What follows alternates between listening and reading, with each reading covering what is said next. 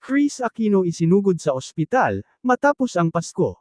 Lubos na ikinalulungkot ni Chris Aquino ang pagsugod sa kanya sa ospital, ilang araw lamang matapos ang payapang pagdiriwang ng Pasko, kasama ang mga mahal sa buhay.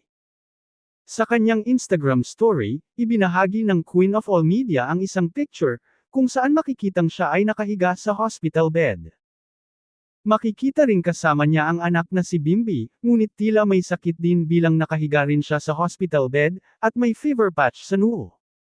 The Christmas New Year break has been heartbreaking.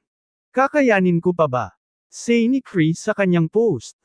Panawagan pa niya sa madlang people, prayers please, I'm sorry for asking again. Makalipas ang ilang oras, ibinahagi ng isang fan page ni Bimbi ang health update ng Queen of All Media. Ayon sa post, siya ay kasalukuyang stable and under close medical supervision.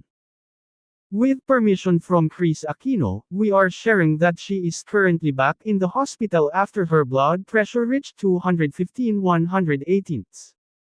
She is now stable and under close medical supervision, saad ng fan page.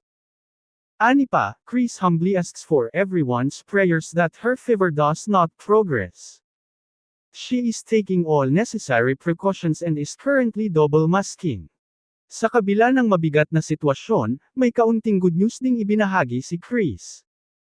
On a lighter note, Chris shared that the new hair that grew back, after severe hair fall has turned wavy, and despite attempts to brush it straight, hindi sumusunod, saad sa FB. Samantala, nilalagnat din umano si Bimbi at nakararanas ng sore throat at sipon, dahilan upang bantayan din siya ng mga doktor. Si Chris Aquino ay kasalukuyang lumalaban sa 11 autoimmune diseases at kamakailan lamang ay pansamantalang lumayo sa social media, upang mag-focus sa kanyang medical treatments. Sa kabila ng kanyang pinagdadaanan, ibinahagi rin niya na, kahit may nararamdamang awful bone pain, nagawa pa rin ni Chris ang ilang normal na aktibidad tulad ng pag-aasikaso sa birthday party ni fashion designer Michael Leyva, at pagbisita sa ilang kaibigan.